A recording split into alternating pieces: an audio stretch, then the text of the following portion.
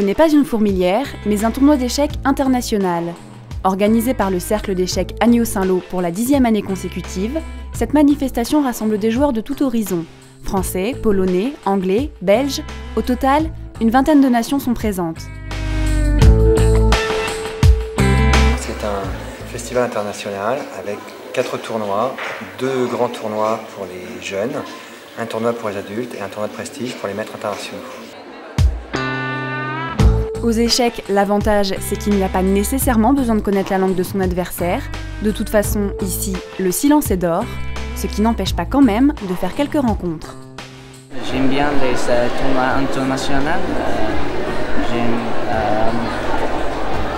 faire connaissance des autres joueurs et autres pays. Il n'y a aucun tournoi comme ça chez moi. Ce tournoi est le seul en France et en Europe à avoir une telle ampleur. 386 joueurs étaient inscrits cette année, un record. Pour l'occasion, la numéro 1 française d'échecs était présente, non pas pour jouer, mais pour conseiller les enfants. Être capable de se concentrer pendant longtemps, se battre, parce que dans une partie on est contre un adversaire, etc. Il faut toujours avoir envie de gagner. Il y a des moments où on n'est pas bien dans la partie, on est moins bien que l'adversaire, on a un désavantage.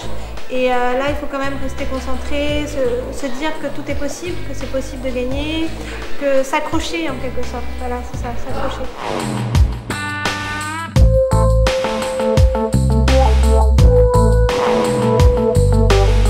En septembre prochain, 2 jeunes filles de 11 et 10 ans se rendront au championnat d'Europe au Monténégro. Preuve en est que les échecs ne sont pas réservés à une élite, mais bien accessibles dès le plus jeune âge.